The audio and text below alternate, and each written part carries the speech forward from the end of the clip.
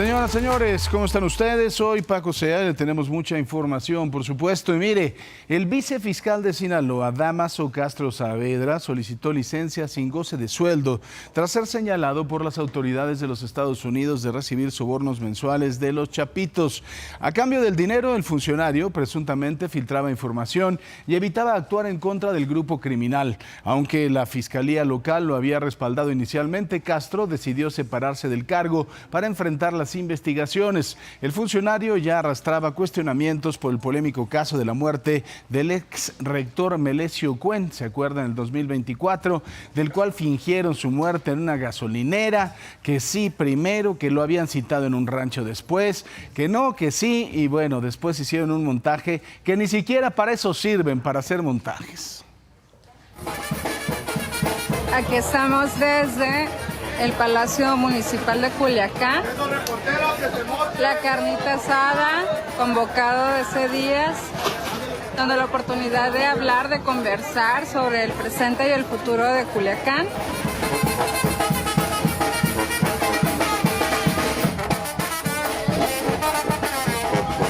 Mucha gente cree que es un logro que el gobernador Rocho cuando ya se fuera.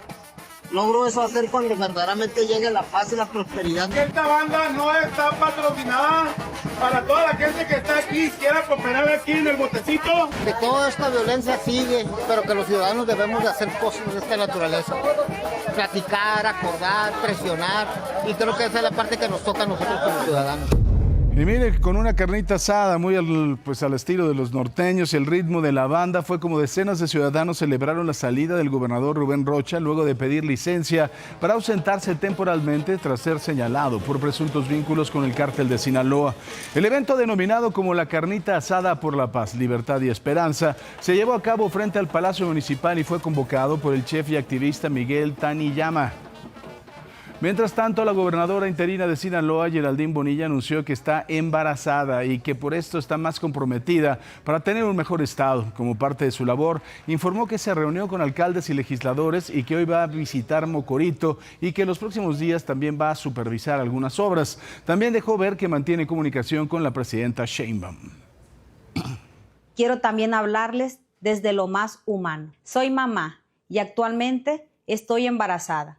Y precisamente por eso entiendo aún más la responsabilidad que hoy tengo frente al pueblo de Sinaloa. Mi mayor deseo y mi compromiso es un mejor estado para nuestras hijas e hijos. Tengan la certeza de que entregaré todo mi esfuerzo por nuestra tierra y por nuestra gente.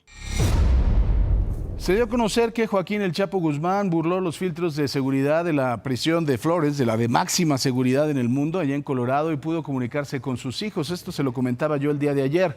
En un informe del Buró de Prisiones de los Estados Unidos indican que El Chapo aprovechó las visitas de sus abogados para transmitirles mensajes a Iván Archibaldo, Jesús Alfredo, Ovidio, Joaquín y hasta Rosa Alitzel.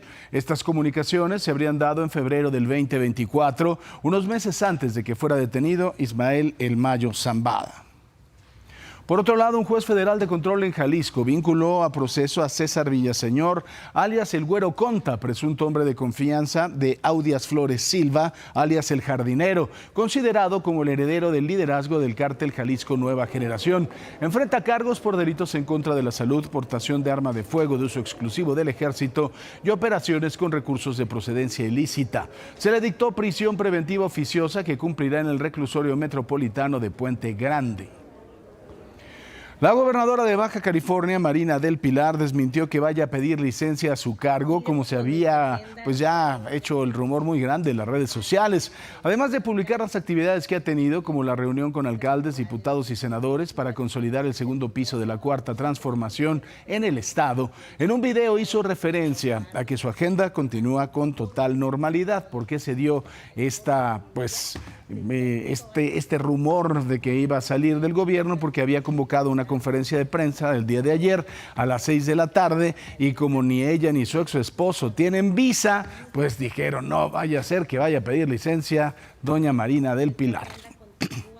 Y siguen los destapes para las elecciones del próximo año. Ahora fue el turno de Grecia Quirós, la presidenta municipal de Uruapan, quien se dijo lista para contender por la gubernatura de Michoacán. Esto a 6 meses del asesinato de su esposo Carlos Manso. Dijo que su principal intención es ayudar al Estado ante la ola de violencia generada por el crimen organizado y que buscará apostar por la vía ciudadana encabezando el movimiento del sombrero. Y mire, por cierto, que el fiscal de Michoacán, Carlos Torres, reveló que Grecia Quirós se negó en 2 ocasiones a entregar el celular de Carlos Manso. La primera vez en noviembre, luego del asesinato del exalcalde de Uruapan, la segunda en diciembre. El fiscal argumentó que aunque el celular ayudaría a profundizar en las investigaciones, se respetará la voluntad de Quirós, quien manifestó no tener confianza en que el dispositivo pueda ser manipulado. Lo que ella dice es que las 2 veces le dijo que sí le enseñaba el celular, pero en su presencia, y que nadie más lo podía tocar. La presidenta Grecia fue muy enfática en decir que Carlos Manso en vida siempre mencionó que él no quería que el celular lo tuviera alguna otra persona. Pudiéramos requerirlo judicialmente, pero también se tiene que valorar las pertenencias personales.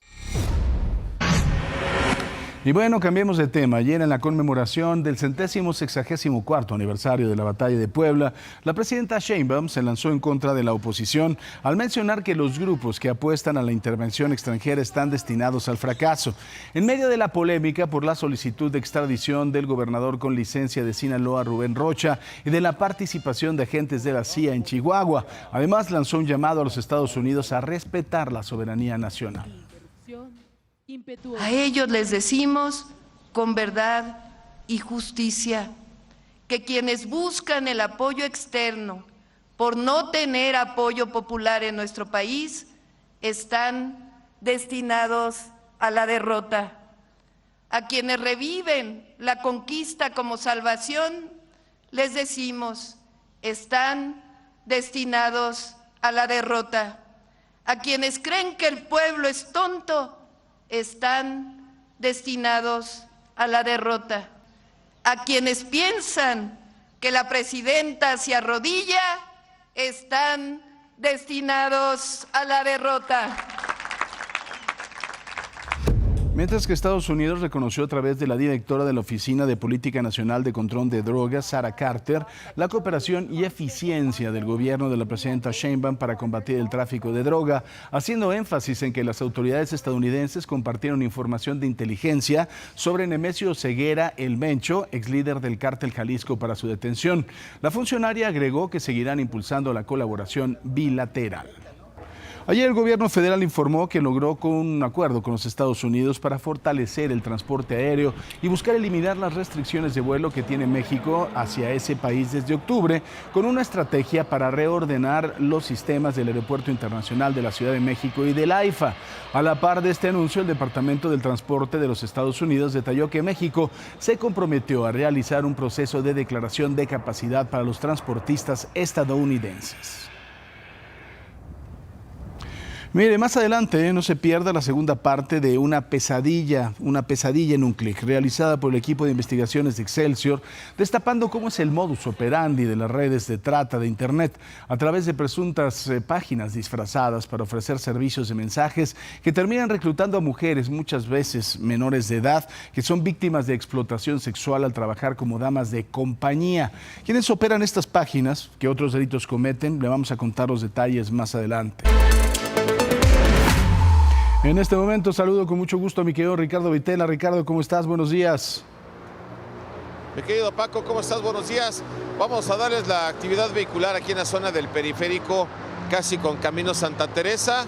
Bueno, pues a esta hora de la mañana, ya un día normal, se incrementa el aforo de vehículos procedentes de la zona de Insurgentes, del área de Xochimilco, de Vaqueritos, pasando a la Picacho Ajusco y con dirección hacia la glorieta de San Jerónimo.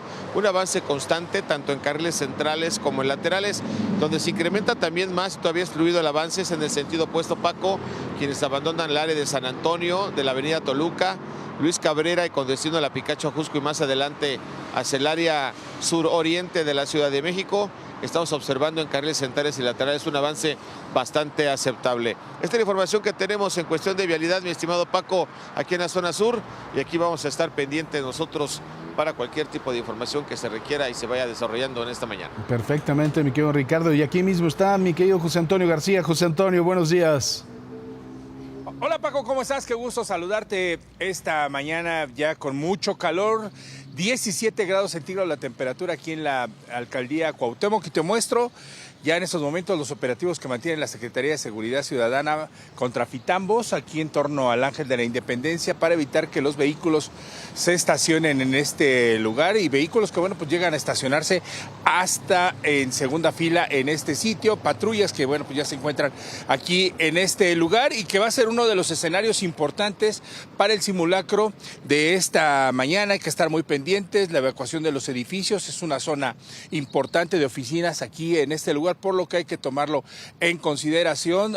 Quien se vaya a desplazar en este lugar a la hora del simulacro, pues hacerlo con mucha precaución por la evacuación de estos edificios. El reporte que tenemos, Paco, buen día. Buen día, muchísimas gracias, mi querido José Antonio.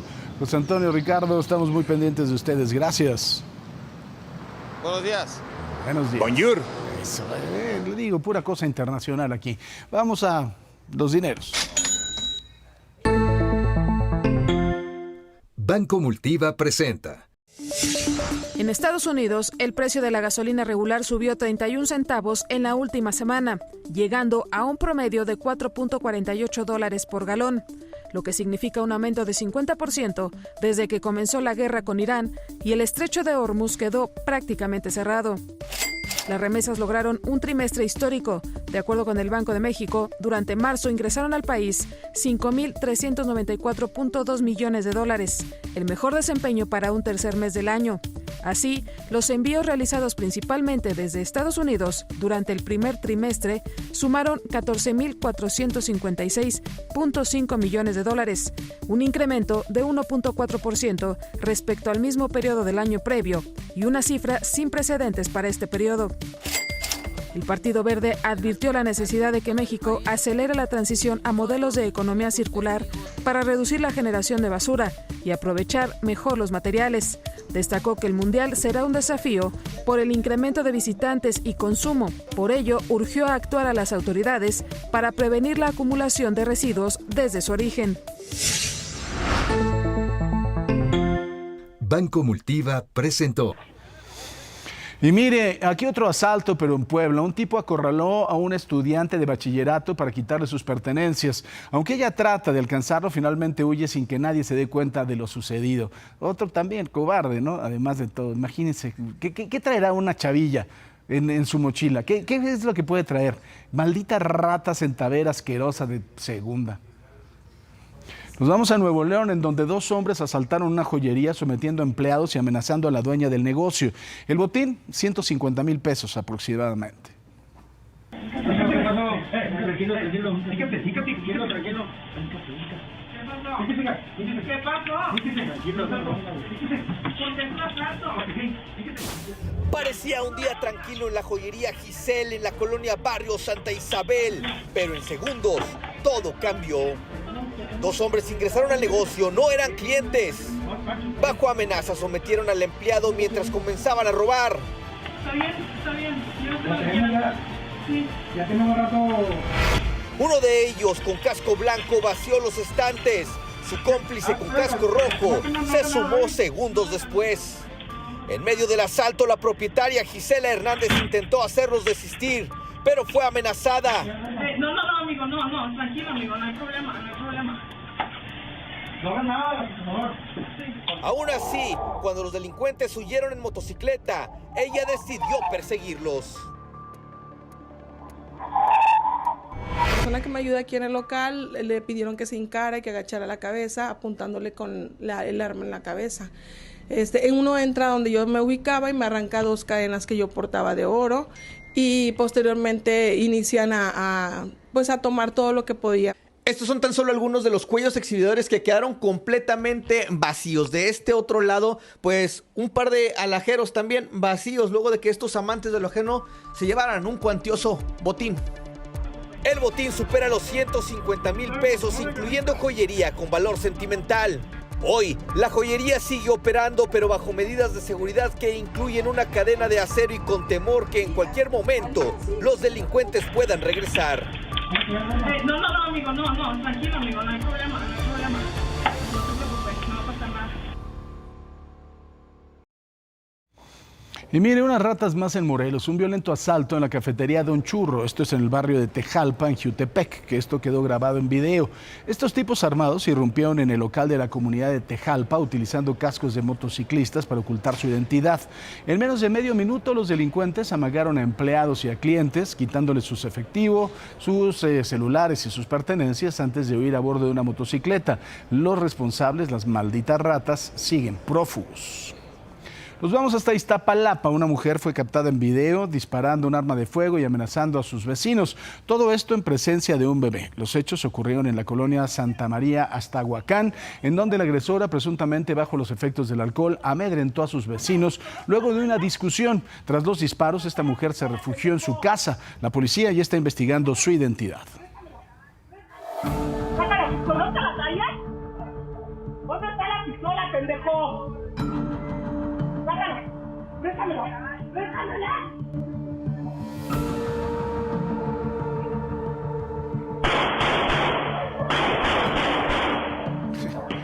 ¿Qué le parece? Y un par de salvajes fueron captados peleando a machetazos en calles del centro histórico de la Ciudad de México, todo por un presunto robo de clientela. Se sabe que ambos tipos son coyotes dedicados a la reparación de bombas, lavadoras y otros artículos. La policía logró detener al sinvergüenza que portaba el machete. El otro sujeto logró escapar.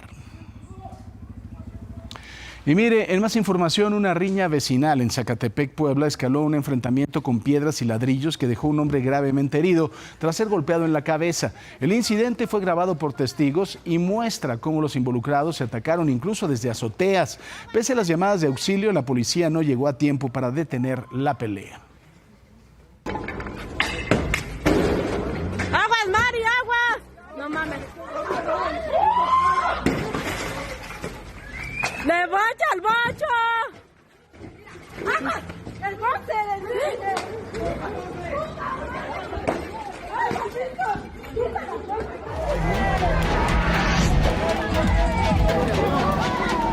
En México no es legal esto. Damaso Castro solicita licencia como vicefiscal de Sinaloa.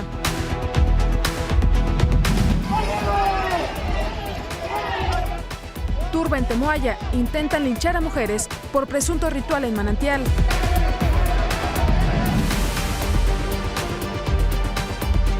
Tren embiste pipa con combustible en Querétaro, hay 2 muertos.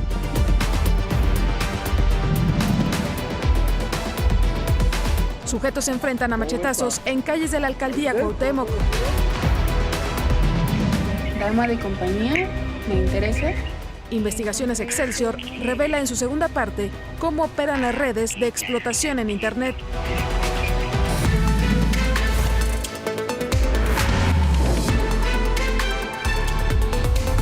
Y miren, en el Estado de México, 2 mujeres casi pierden la vida después de que habitantes del municipio de Temoaya intentaran lincharlas. La razón, habrían contaminado un manantial tras una presunta práctica espiritual.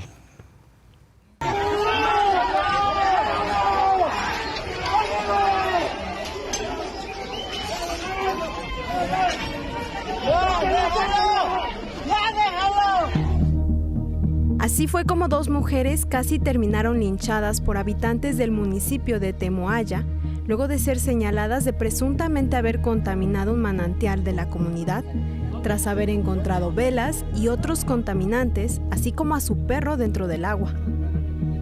Los hechos ocurrieron en la localidad de Tres Ojuelos, donde los habitantes realizaban una ceremonia indígena. En ese mismo lugar, las 2 mujeres, presuntamente originarias de la Ciudad de México, también llevaban a cabo prácticas espirituales. Esto es lo que encontramos dentro del manantial. Nosotros la fuimos a dejar a la capilla. Tómale, falta ahí evidencia, por favor. Es una vela de cera, porque no nos gusta con la rosa, cera de abeja. Cada quien respeta su religión, pero también respeten las cosas de los demás. ¿Qué le parecería si nosotros fuéramos y le faltáramos al respeto a su casa? Que necesito un poco de minutos de respeto. Y le voy a decir por qué. El respeto que usted no dio, señora. Tras varios minutos de reclamos y de no llegar a un acuerdo, las mujeres fueron trasladadas por policías a la comandancia local, mientras que en redes sociales los habitantes viralizaron los hechos y pidieron quemarlas. Horas más tarde, la gente se reunió afuera de la comandancia para tomar justicia por mano propia al enterarse de que serían liberadas. Entraron a la fuerza a las instalaciones, las golpearon y las arrastraron salvajemente.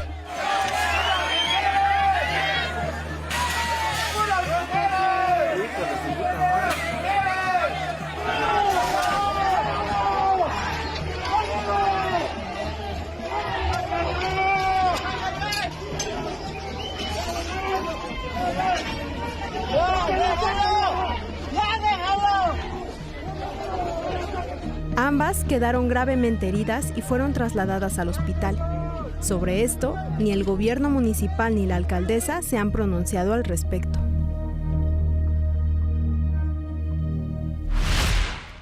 Se ha pasado haciéndome señas, se le atraviesa a mi esposo, Bueno, mire, nos amenaza. ¿Me va a pagar o no? ¿Qué le voy a pagar? Págueme porque le voy a desmadrar. A mí me vale y llame a la policía. Sí, sí. Vean lo que acaba de hacer este señor. Me golpeó y lo tengo grabado. Maldito viejo infeliz asqueroso. Ayer este tipejo fue identificado como Baltasar.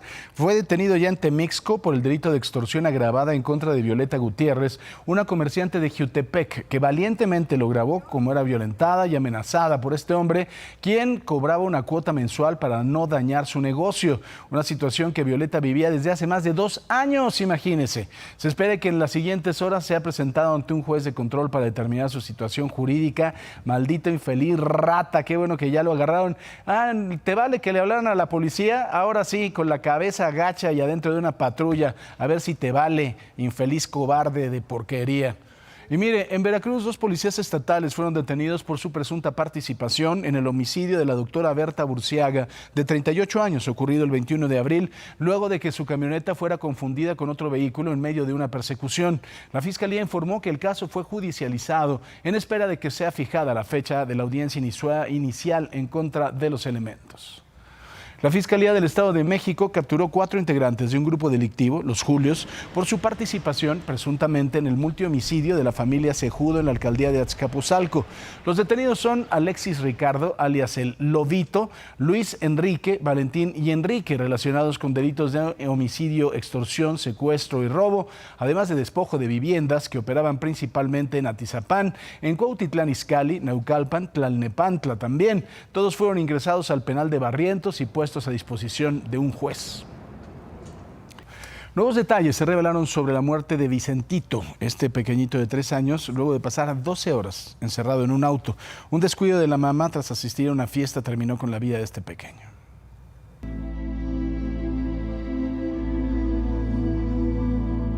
Viernes por la noche en Mexicali, Baja California. Roxana, de 40 años, acudió a una fiesta familiar con su pequeño hijo Vicente, de 3 años de edad. Al llegar a casa, Roxana bajó de su camioneta negra, entró a su domicilio y prendió el boiler para bañar a Vicente. Sin embargo, nunca sacó al niño del vehículo, quien se quedó amarrado al portabebés, y al pensar que el pequeño ya estaba en su cuarto, se fue a dormir a su cama. La reunión fue en el fraccionamiento Verona, donde llegaron alrededor de las 8 de la noche, y luego de convivir por más de 3 horas, a las 11:30 regresaron a su casa, ubicada en la sección Castilla del fraccionamiento La Rioja. Fueron 7 minutos de distancia en carro. Al otro día, Roxana despertó alrededor de las 11:30 de la mañana. Sin embargo, buscó al menor hasta las 12:30 de la tarde. Al no encontrarlo en su dormitorio, fue hacia la camioneta donde lo halló muerto. El pequeño murió entre 9 y 10 de la mañana. A esa hora, el termómetro en Mexicali marcó los 30.9 grados Celsius.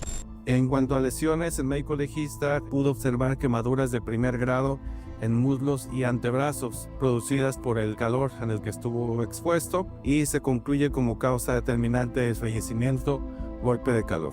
Vicente permaneció toda la noche en el vehículo. Estuvo por 12 horas amarrado en la silla para bebés.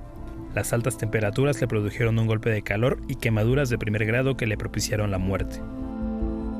El niño se encontraba en su silla sujeto en el asiento posterior.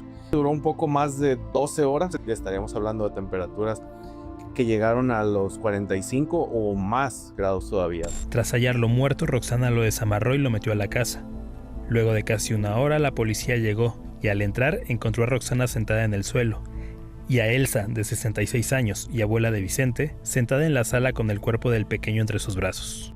La policía, tras oír el relato de Roxana, se la llevó detenida.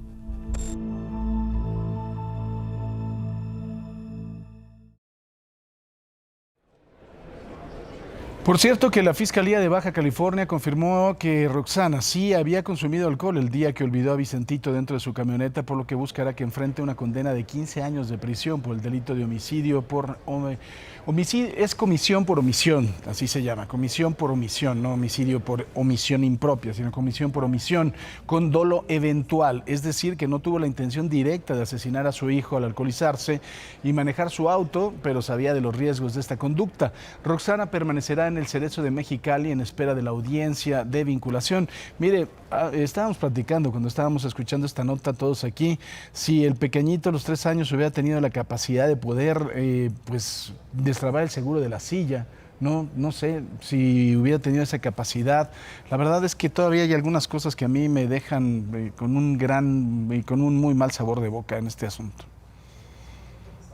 Y efectivamente hay un dictamen médico que establece que la muestra biológica a nombre de Roxana, con los apellidos mencionados, sí aparece la presencia de alcohol en su organismo. Y bueno, el fanatismo de otra madre irresponsable en Morelia pudo más que el cuidado a su hijo de 3 años que sufrió un golpe de calor luego de que lo dejara dentro de su auto mientras ella tranquilamente hacía fila para comprar boletos para el Buki. Fíjese nada más, el menor fue rescatado por policías de la Guardia Civil luego de ser alertados de que el niño estaba sudando y llorando. La madre llegó al lugar horas después y fue advertida sobre las consecuencias de exponer a su hijo a las altas temperaturas y sin ventilación. Hay que ser imbécil de verdad, ¿no?, para hacer este tipo de cosas. Además, que bueno, yo sé que el Buki ahí en Morelia es todo un ídolo, tiene ahí su hotel, él es de Morelia precisamente, si no mal recuerdo. Sí, yo sé que es un idolazo, pero no hay que ser imbécil, ¿no?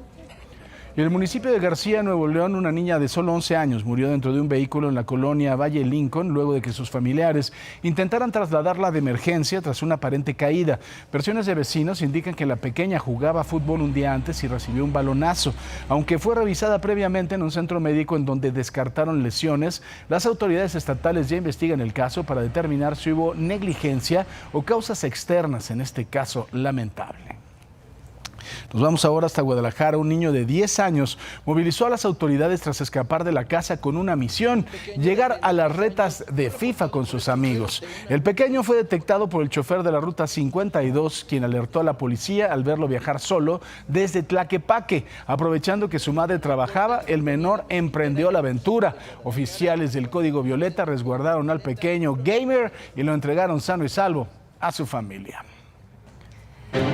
Y en unos momentos nos acompañarán en el estudio 2 hermanos que llegaron al mundo a través de vientre subrogado. Ellos son Maya y Sao Payet-Duet. Nos platicarán más sobre su familia. Quédense en Imagen Noticias aquí con nosotros, con Francisco Sea, por supuesto, para hablar justamente de este tema que se ha vuelto una polémica. Aquí están ellos para hablar de esto. Miren, hoy vamos a conocer la historia de 2 hermanos, Maya y Sao Payet-Duet, que llegaron a este mundo gracias a un acto de generosidad extraordinaria, el vientre subrogado. Una decisión que no solamente desafía ideas, sino que redefine lo que significa formar una familia, porque más allá de cómo inicia la vida, lo que realmente la sostiene es el amor con el que se construye. Y Paquito, querido, aquí tenemos a los 2 hermanos, mi querida Maya, Sao. Gracias por estar con nosotros primero el día de hoy, y es de verdad muy impactante el poder tener esta historia con nosotros, porque las escuchamos, ¿no?, a veces en la televisión, pero nunca las hemos vivido, y gracias por venir con nosotros. Gracias. Y yo creo que además de todo, la gente dirá, pero ¿cómo se sienten? Me parece que es una pregunta muy pentonta, ¿no? Yo creo que finalmente para ustedes la familia es su familia y es algo de lo más normal, ¿no? Sí, pues nosotros cuando aprendimos fue muy de que, o sea, vamos a decir triste, porque fue de que nosotros somos parte de una familia y nos vemos como parte de una familia, y nos vemos igualmente como hijos que vienen de una mamá y un papá, y pues, se me hizo muy raro más que todo. Fíjate que se refiere, Maya, y lo platicaba con Sao la vez pasada, Marilena Ríos, ministra de la Corte de Justicia de la Nación, justamente hizo algunos comentarios que tú me dijiste, no sé si tanto te molestaron, si los puedes a mí me gustaría que contextualizar. A mí me gustaría, si los tenemos ahí en cabina, que los habíamos pedido, que los pusieran. Para que los escuchen, porque digo, a mí, además de todo, deja los comentarios, el contenido de los comentarios, sino su facilidad de palabra, Dios. A ver. ¿Sí?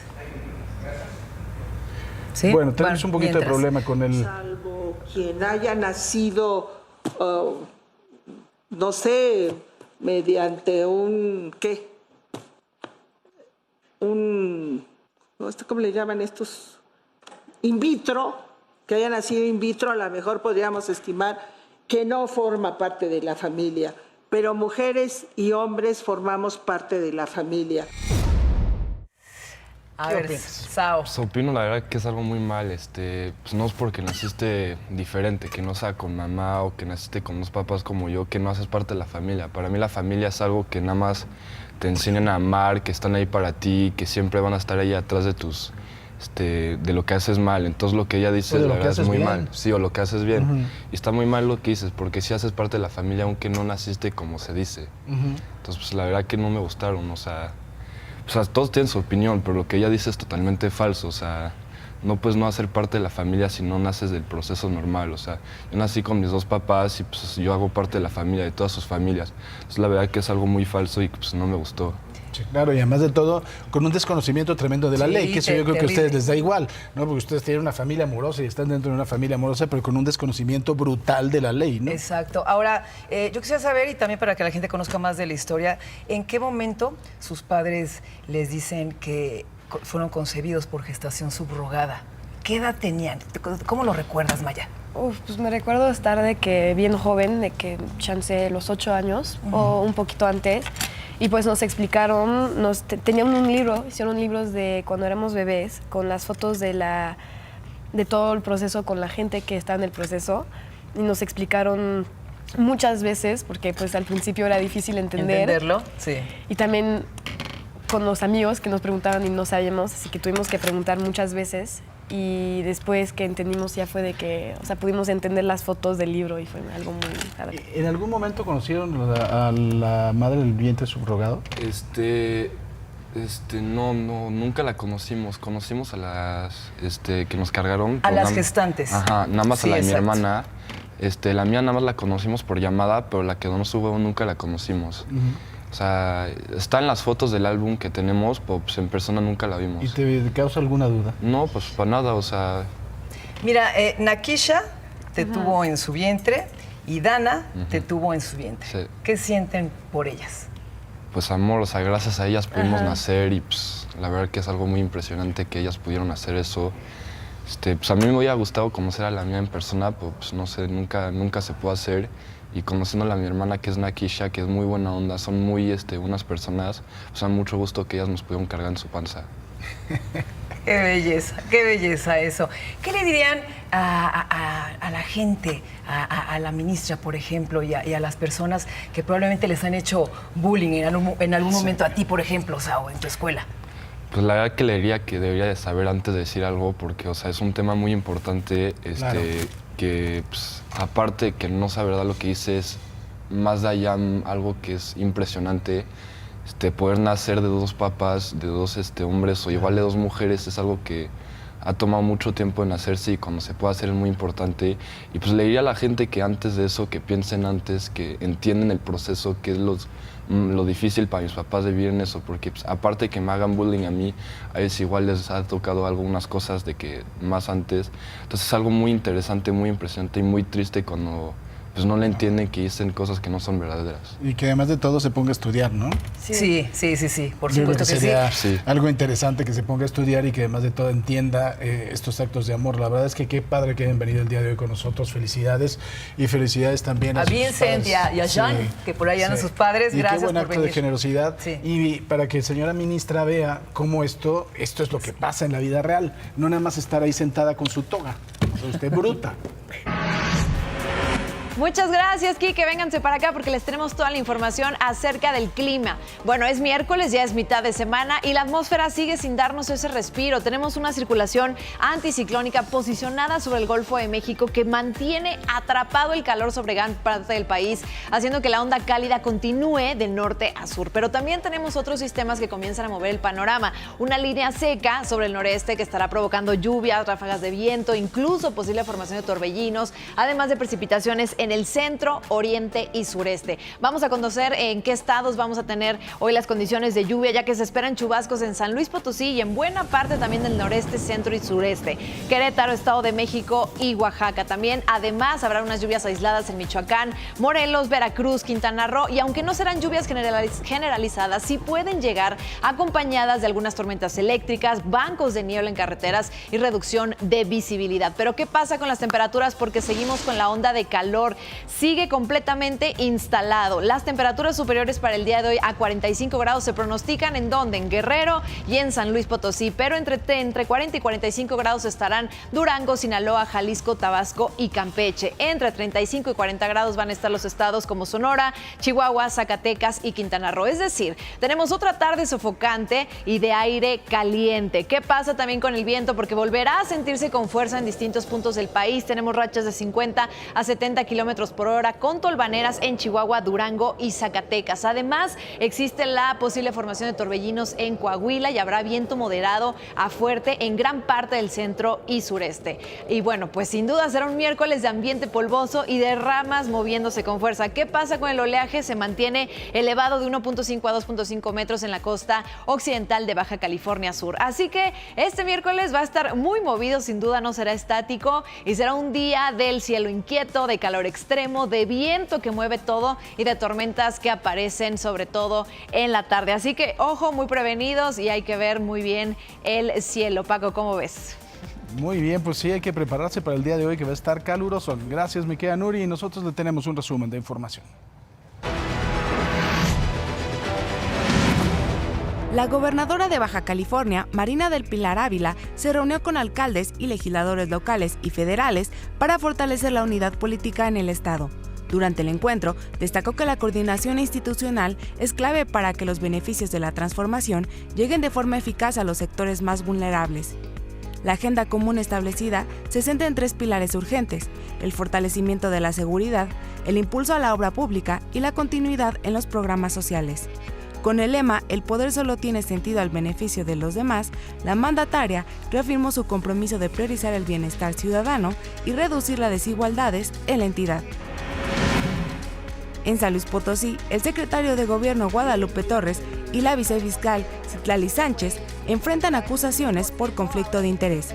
Se señala a Torres por favorecer a su despacho particular, Torres Abogados, y de reformar la ley del notariado para beneficiar a su esposa. Por su parte, la vicefiscal es cuestionada por presuntas irregularidades académicas para obtener una notaría. Con antecedentes de corrupción y contratos opacos, este caso pone en entredicho la legalidad y transparencia del gabinete estatal. La violencia de género se ha convertido en el talón de Aquiles de la alcaldía Tláhuac bajo la gestión de Berenice Hernández. La falta de resultados y el aumento de feminicidios y violencia intrafamiliar ha desplomado la confianza ciudadana. Casos recientes como ataques con arma blanca e incendios provocados contra mujeres en la colonia Los Olivos evidencian la vulnerabilidad de la zona. Con un 34% de mujeres reportando acoso en espacios públicos, la demarcación sigue sin mostrar una estrategia real para enfrentar este flagelo.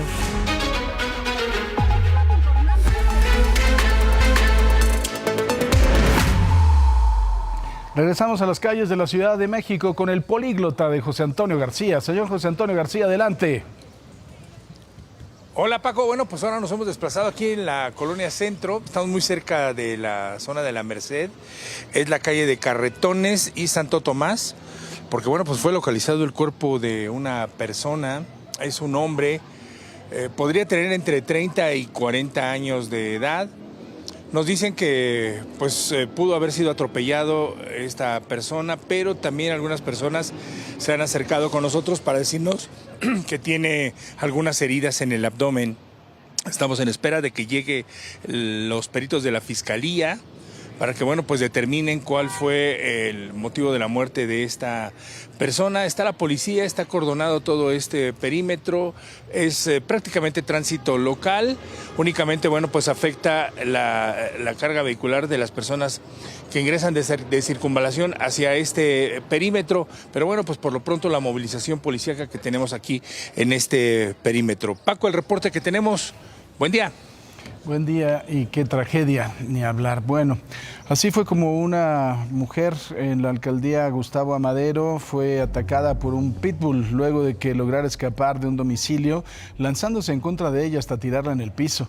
En un primer intento, el dueño golpea al animal para controlarlo, pero nuevamente agrede a la mujer hasta que segundos después logra ser contenido. La víctima presentó una denuncia en la fiscalía por lesiones en cara, cuello, brazos y piernas, ya que los dueños del perro se niegan a hacerse cargo de los gastos médicos. Y mire, estas imágenes han causado mucha indignación. Son pobladores de Postulnik, en Yucatán, que tienen como tradición meter iguanas dentro de iguanas vivas, dentro de jarrones y luego pegarles como si fueran piñatas. Pero además, si todavía sobreviven a los golpes, pues son pateadas, pisadas, y les avientan piedras. Pues estamos locos de verdad, pero locos sin duda.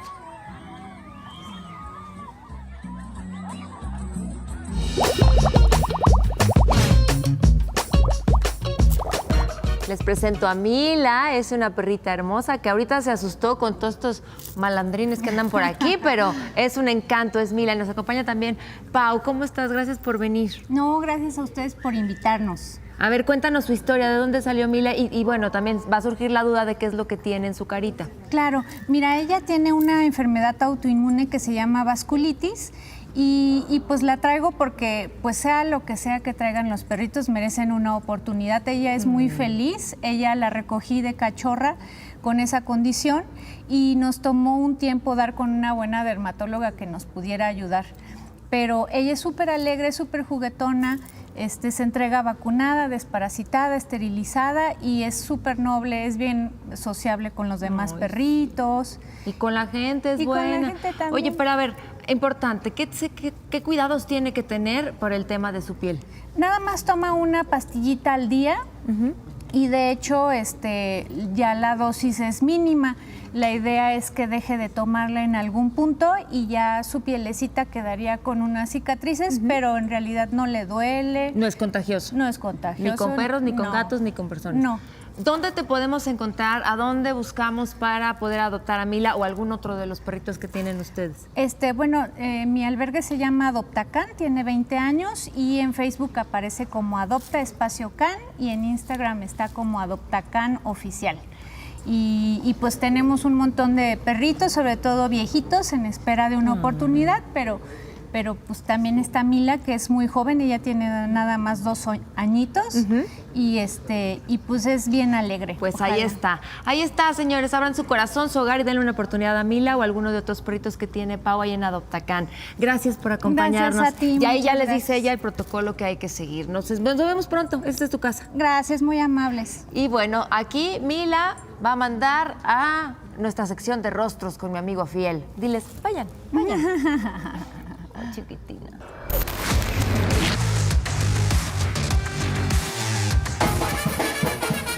Aquí estamos desde el Palacio Municipal de Culiacán.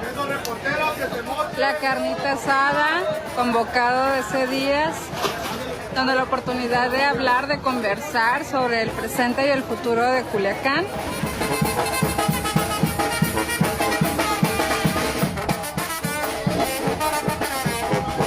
Mucha gente cree que es un logro que el gobernador Rocho cuando ya se fuera.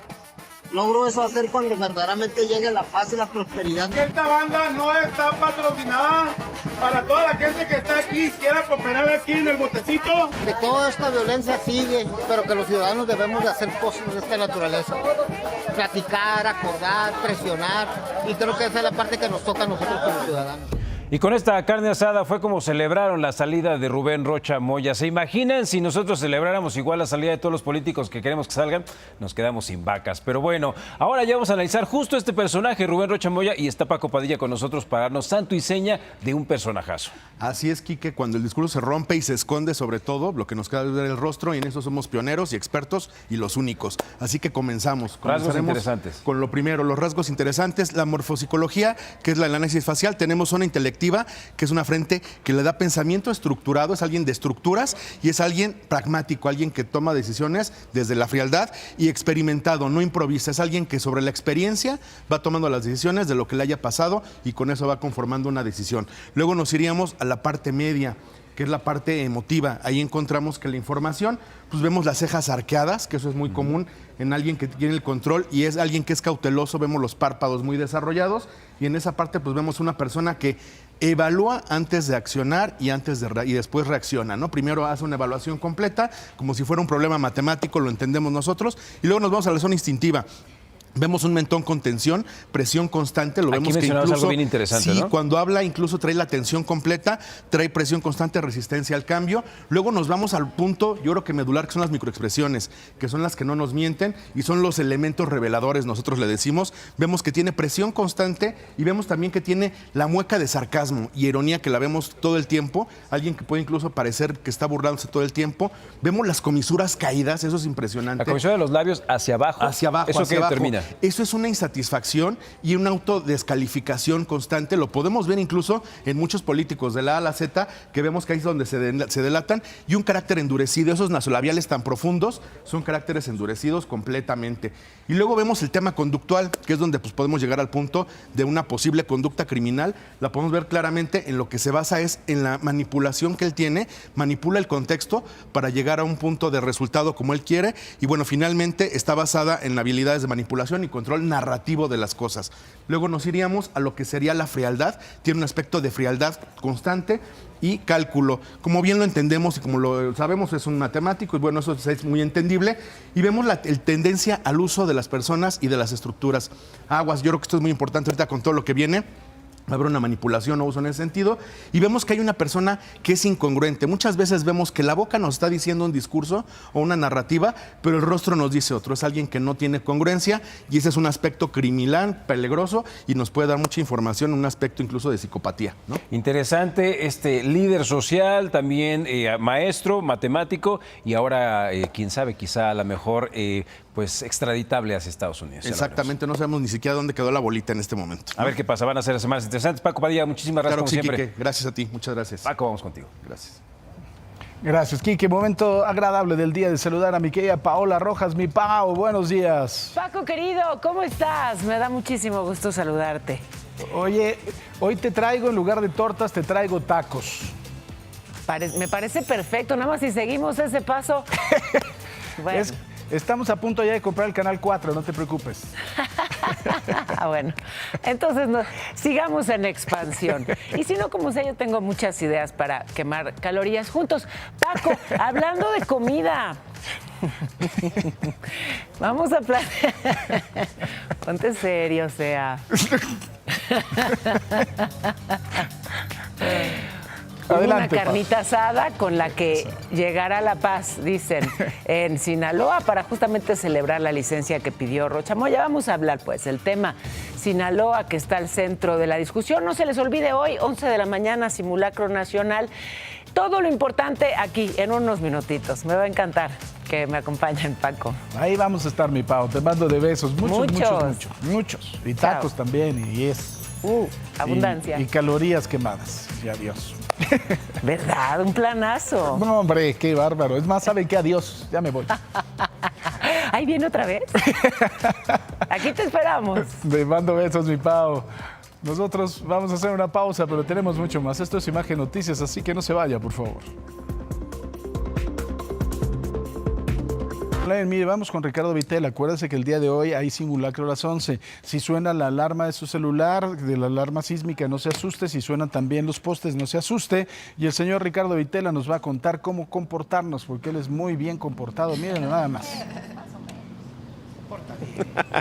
Así es, mi Paco, allá en casita, por favor, hay que tomarlo con mucha responsabilidad. y con mucha seriedad, porque esto nos ha ayudado muchísimo después de tantos años que hemos sufrido diferentes sismos que nos han pegado durísimo. Y mientras tanto, bueno, pues este simulacro nacional será en punto de las 11 de la mañana. Habrá 2 escenarios importantes, el Paseo de la Reforma y el Monumento de la Revolución.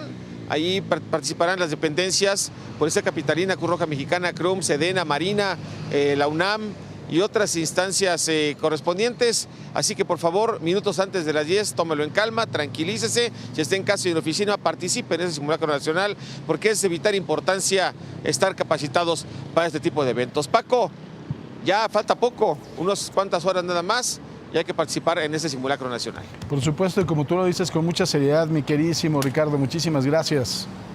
Las tortas. Un abrazo a todos y nos vemos el día de mañana. Bueno, nos vemos. Dice aquí Mona que ya no... Es que no me dejaron torta. Ay, se las ay, sí. No me dejaron para llevar. En su vida ha comido una torta. En su vida ha comido una torta. Y el pan no era He masa comido madre. tortas ahogadas en Guadalajara con el CERS. No se ha comido ni una torta antes del recreo, fíjate, para que mejor me